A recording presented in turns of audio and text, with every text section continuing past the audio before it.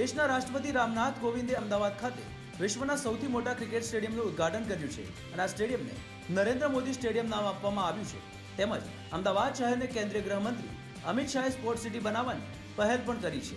સ્ટેડિયમના ઉદ્ઘાટન સમારોહ દરમિયાન અમિત શાહે જણાવ્યું કે ક્રિકેટ સ્ટેડિયમ સાથે 15,000ની ક્ષમતાવાળા ધ્યાનચંદ સ્ટેડિયમ અને 50,000ની ક્ષમતાવાળા ફૂટબોલ સ્ટેડિયમનું પણ ભૂમિપૂજન કરવામાં આવ્યું છે અને શહેરમાં 233 કરોડના ખર્ચે સરદાર પટેલ સ્પોર્ટ્સ એન્ક્લેવ પણ તૈયાર થઈ રહ્યું છે અને નરેન્દ્ર મોદી સ્ટેડિયમ પણ જેનો એક ભાગ છે, જ્યાં તમામ પ્રકારની રમતો માટે સુવિધાઓ ઊભી કરવામાં આવશે।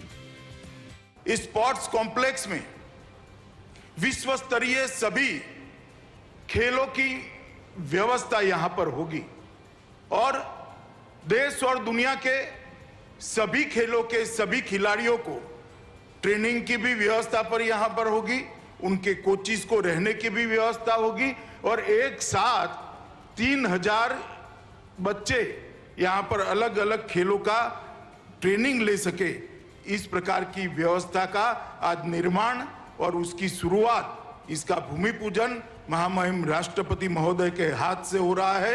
इसका मुझे बहुत बहुत आनंद और गौरव दोनों है। સરદાર પટેલ સ્પોર્ટ્સ એન્ક્લેવની સાથે અમદાવાદના નારણપુરા વિસ્તારમાં પણ 18 એકરમાં બીજું સ્પોર્ટ્સ કોમ્પ્લેક્સ બનાવવામાં આવશે, જેમાં football, hockey, kabaddi, boxing, running track જેવી બહુવિધ રમતો માટેનું આ રમતગમત સંકુલ પણ આ સ્ટેડિયમનો એક ભાગ રહેશે। स्पोर्ट्स संकुल वो 233 एकड़ भूमि में बनेगा। ये देश का सबसे बड़ा स्पोर्ट्स कॉम्प्लेक्स बनेगा। इसके साथ नारायणपुरा में एक 18 एकड़ का एक नया स्पोर्ट्स कॉम्प्लेक्स बनेगा।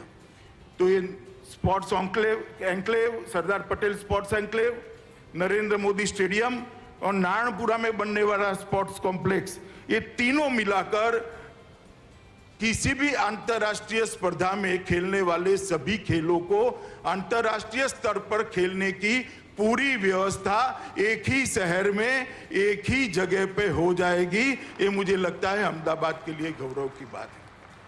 मैं आज बताना चाहता हूं अहमदाबाद और देश के लोगों को कि तीनों चीजें मिलाकर सरदार पटेल स्पोर्ट्स एन्क्लेव, जिसका हिस्सा नरेंद्र मोदी स्टेडियम और नारायणपुरा में बनने वाला एक स्पोर्ट्स कॉम्प्लेक्स, ये तीनों चीजों को अगर मिलाते हैं तो 233 एकड़ भूमि पर कोई भी अंतर्राष्ट्रीय खेल स्पर्धा करनी है, चाहे कॉमनवेल्थ गेम करने हो, चाहे एशियाड करना हो, चाहे ओलंपिक करना हो, अहमदाबाद 6 महीने के अंदर तैयार होकर खड़ा हो जाए। इस प्रकार का स्पोर्ट्स इंफ्रास्ट्रक्चर आज यहां पर बनने की शुरुआत हुई और इस स्पोर्ट्स इंफ्रास्ट्रक्चर के बनने के साथ ही अहमदाबाद भारत में स्पोर्ट्स सिटी के नाम से जाना जाएगा, जो हमारे प्रधानमंत्री नरेंद्र मोदी जी गुजरात के मुख्यमंत्री थे तब देखा हुआ उनका सपना था।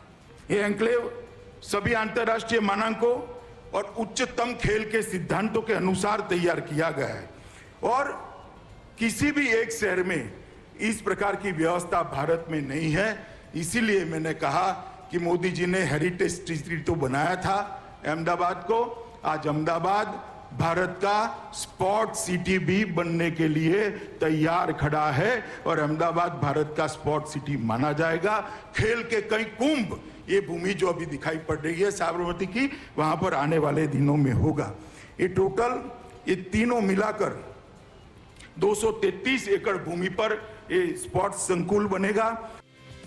આમ શહેરમાં એક જ જગ્યાએ એશિયાડ, કોમનવેલ્થ અને ઓલિમ્પિક જેવી સ્પર્ધાઓ યોજાઈ શકશે અને જ્યાં કોઈપણ પ્રકારની સ્પોર્ટ્સ એક્ટિવિટી થઈ શકશે, એ પ્રકારની તમામ વ્યવસ્થાઓ કરવામાં આવી રહી છે અને વર્તમાન પરિસ્થિતિને જોવા જઈએ તો આવનારા સમયમાં ગુજરાત ઓલિમ્પિક રમતોની મેજબાની પણ કરી શકે છે। બ્યુરો રિપોર્ટ, ગુજરાત તક।